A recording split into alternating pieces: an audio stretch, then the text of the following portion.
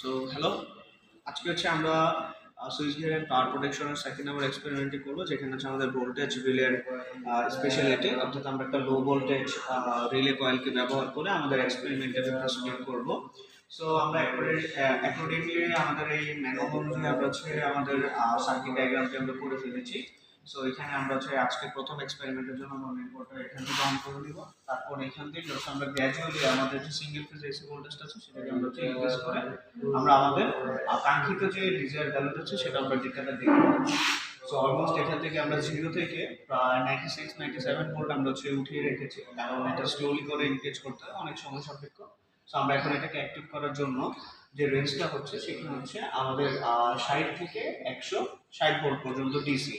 তো এখন এটাকে যদি আমরা গ্র্যাজুয়ালি অন করি,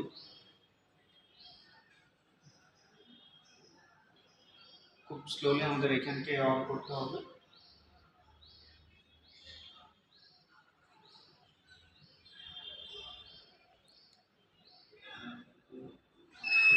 ওকে, তো আমাদের 130 ভোল্টেজ হচ্ছে আমাদের যে লো ভোল্টেজ রিলে কয়েলটা আছে সেটাকে ডিটেক্ট করে আমাদেরকে আউটপুটে একটি অ্যালার্ম দিয়ে দিয়েছে।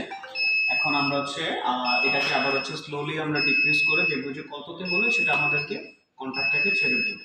তো আমরা এখন এটাকে আবার চেঞ্জ করতেছি।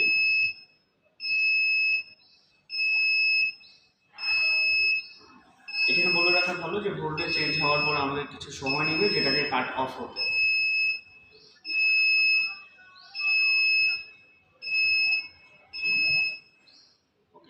99-98 আমাদের কাট অফ হয়ে গেছে। তো এই ছিল আমাদের সেকেন্ড নাম্বার এক্সপেরিমেন্ট। এখন আমরা পরবর্তী এক্সপেরিমেন্টে চলে যাব।